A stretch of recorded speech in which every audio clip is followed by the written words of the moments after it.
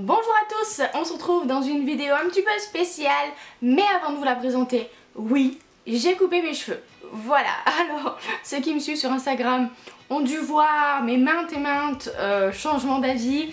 Ça fait très longtemps que ça me traînait dans la tête et je suis très contente. Voilà, donc pas besoin de me dire « Ah, je préférais les cheveux plus longs, gna gna ».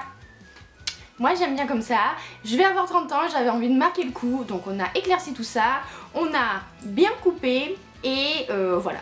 Je suis très contente et du coup comme je suis bien coiffée machin parce que je sors du coiffeur pour tout vous avouer, je me suis dit allez je vais en profiter pour tourner une vidéo tant qu'à faire, pour une fois je serai bien coiffée. Et cette vidéo c'est juste une vidéo pour s'amuser, c'est vraiment pas une vidéo à prendre au sérieux. Je vais faire plusieurs tests pour savoir quel profil de lecteur j'ai, comme ça on va un petit peu voir, ça peut être amusant de tester plusieurs tests. Oui, c'est comme ça qu'on dit.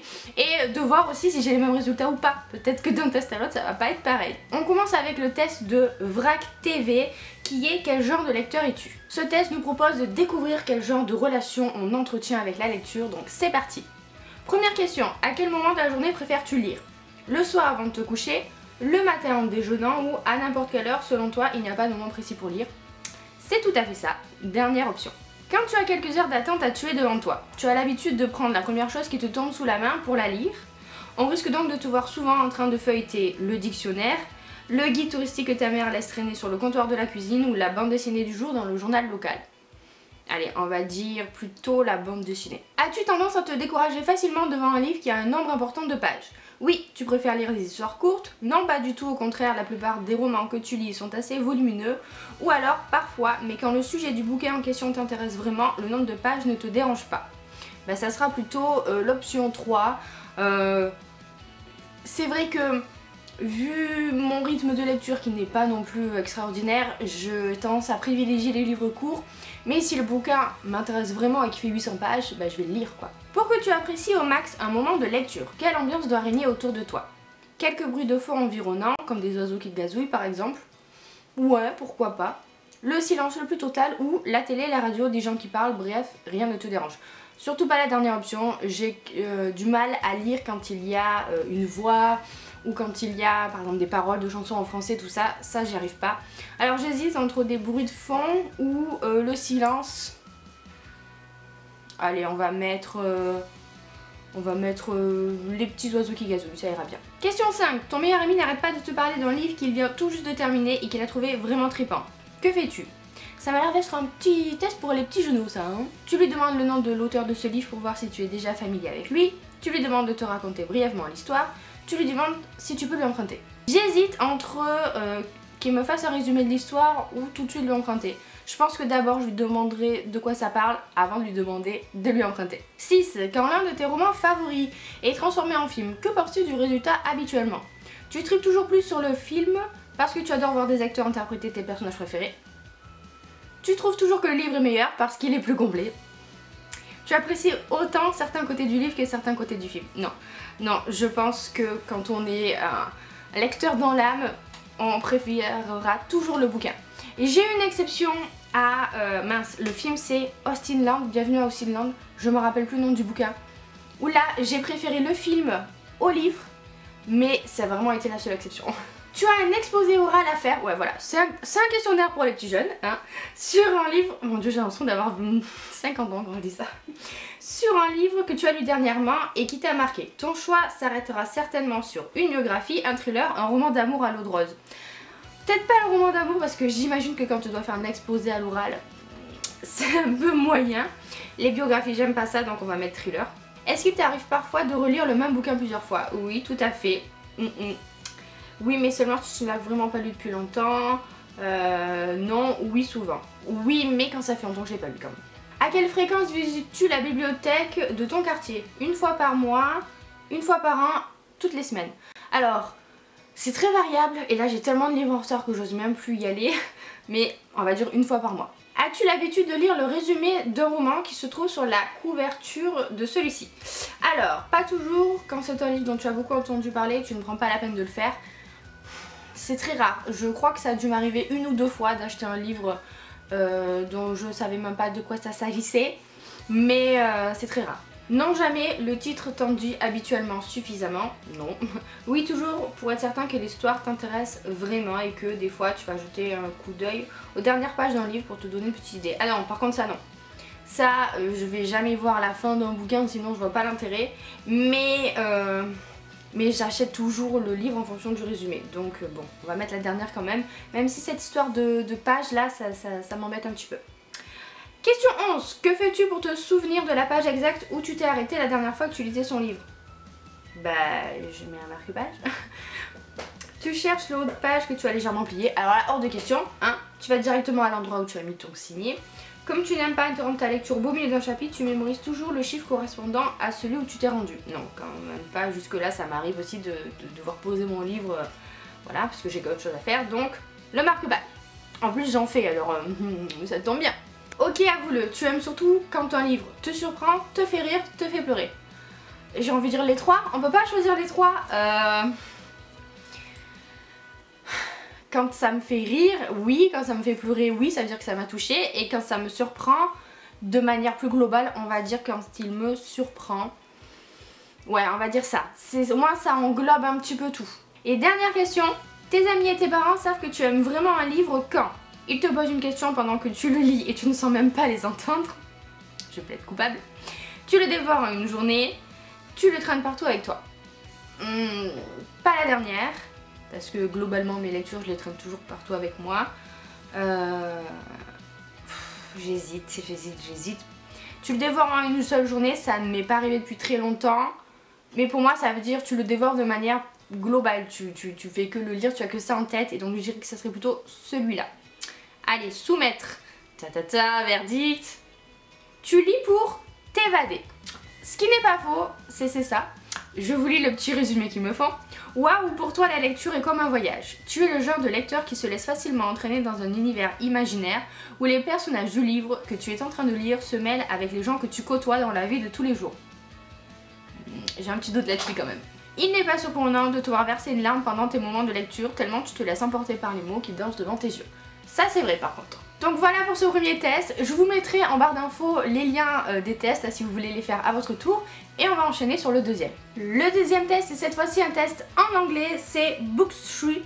Je vous mettrai le lien en barre d'infos comme je vous ai dit. Alors je vais essayer de vous traduire en même temps les questions, donc excusez ma prononciation un petit peu, hein, voilà. Première question, as-tu déjà lu une ligne encore et encore par accident? Oui, non? De quoi tu parles? Tout le temps. Oui, pas tout le temps non plus parce que... j'arrive pas à cocher, voilà c'est bon. Pas tout le temps non plus parce que sinon ça voudrait dire que j'arrive pas à lire, hein. Mais oui, ça m'arrive quand je suis pas très concentrée sur ma lecture. Que fais-tu si quelqu'un t'interrompt pendant que tu es en train de lire? Tu l'ignores complètement. Tu arrêtes de lire et tu l'écoutes. Tu cries, tu vois pas, je suis en train de lire. Tu leur dis d'attendre une minute pendant que tu finis ta page. Plutôt celui-là. Ouais, je suis plutôt du genre à faire ça. Je vais pas m'interrompre tout de suite, surtout genre si t'es en plein milieu d'une action, tout ça, c'est... Non, tu me laisses tranquille, juste je finis et ensuite on pourra parler. Quel est ton genre de marque-page? Un marque-page classique, un marque-page qu'on met là, c'est marqué Dog Air, ce sont des marque-pages qu'on met sur la tranche des livres. Comme ça, là, hop là, vous savez là, comme une sorte d'origami. Ouais, je sais, ma description est un petit peu horrible. N'importe quoi qui est proche, un crayon, un bout de nappe, voilà, un reçu de carte bleue, tout ça. Pas de marque-page pour toi, tu préfères juste finir le livre. On va peut-être pas exagérer non plus, ou alors tu mémorises le numéro de la page. Non, on va mettre un bon vieux marque-page. Combien de livres lis-tu par mois? Au moins un, mais des fois tu es trop occupé. Plus de 2, ça varie mais tu essayes toujours de viser haut ou alors tu ne comptes pas parce que tu es tout le temps en train de lire. Moi, alors ça dépend, je mettrai plutôt justement celui qui dit ça dépend. Généralement je lis entre 4 et 6 livres par mois, donc voilà, mais ça dépend. Alors là c'est marrant, ça reprend ce qu'on a dit tout à l'heure.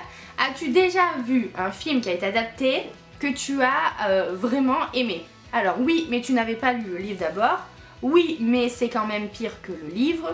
Ou non, et tu ne le feras jamais. Alors j'hésite là parce que pour le coup, je pourrais répondre les deux premières.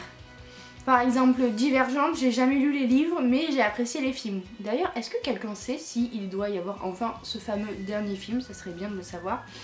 Donc je mettrai quand même la deuxième, oui, mais c'était pas aussi bien que le livre parce que généralement c'est le cas. Que fais-tu quand quelqu'un n'est pas d'accord avec toi à propos d'un livre? Ça c'est une question intéressante. Tu as une discussion toute gentillette et polie à propos de pourquoi vous n'êtes pas d'accord. Tu débats avec eux, tu leur dis qu'ils ont tort. Tu les écoutes, quelquefois ils ont des arguments valides, ou alors tu t'en fous. Je sais pas, ça dépend du livre en fait, ça va dépendre de ce qu'on en dit. Je vais dire que je les écoute quand même si généralement quand j'ai un avis, il reste quand même bien tranché. Mais je suis pas non plus à dire que non tu as tort et c'est moi qui ai raison, voilà. Ça serait un mix, oui bien sûr. Ce serait un mix entre la discussion polie et la discussion un petit peu plus argumentée. Alors, question 7. As-tu déjà fait une chronique d'un livre pour une chronique publique? Bah, je pense que oui. Voilà, donc là on va juste mettre bien sûr beaucoup. Voilà, et on passe à autre chose. Ton auteur favori sort un nouveau livre. Tu l'achètes tout de suite, tu le lis aussi vite que possible et tu parles à propos de lui à n'importe qui peut écouter. J'avoue que je me reconnais un petit peu dans cette description. Tu attends de voir si les critiques sont bons avant de l'acheter. Tu ne sais même pas qu'il a écrit un nouveau livre et tu le découvriras sans doute un an plus tard. Non, quand même pas. Ou alors tu n'as pas d'auteur favori. Franchement, voilà, on va pas tortiller, on va mettre le premier. Combien de classiques as-tu lu? Alors bah ça dépend ce qu'on entend par classique aussi. Tu plaisantes, beaucoup trop pour compter. Tous les classiques que tu as dû lire pour l'école et un petit peu plus, ou alors les classiques c'est pas ton truc. Plutôt celui du milieu, dans le sens où ça fait très longtemps que j'ai pas lu de classiques, mais c'est quelque chose qui me manque.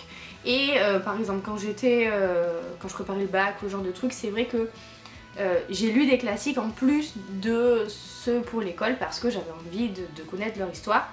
Mais c'est pas le genre de lecture vers lequel je vais aller de moi-même comme ça tout de suite.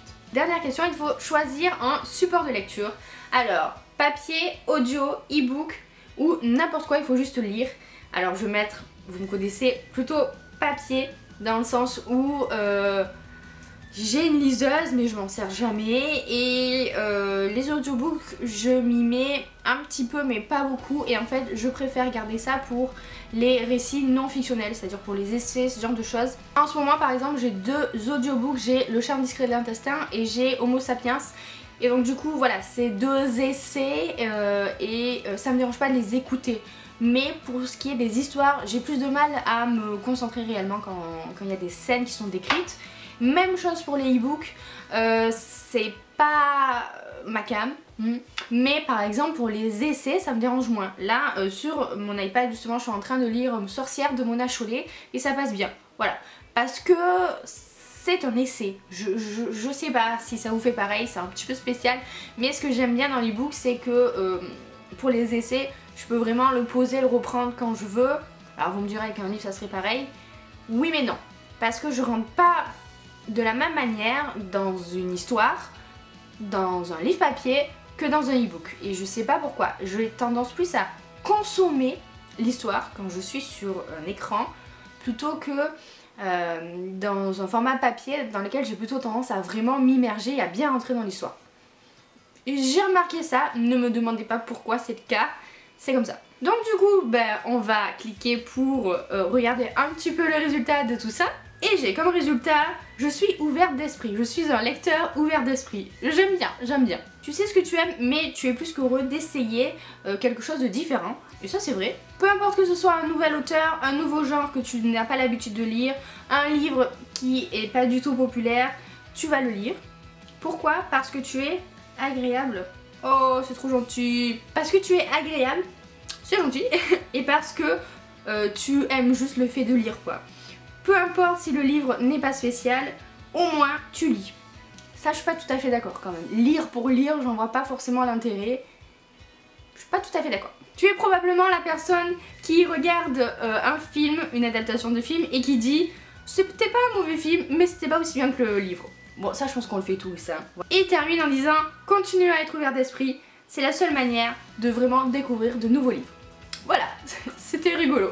Voilà donc pour ces deux petits tests. Écoutez, j'espère que ça vous a plu. J'ai eu l'idée comme ça et je me suis dit que ça a changé, que c'était un genre de vidéo un petit peu fun à regarder sans prise de tête. Encore une fois, je vous mets les deux liens vers ces deux tests là si vous avez envie de les faire à votre tour.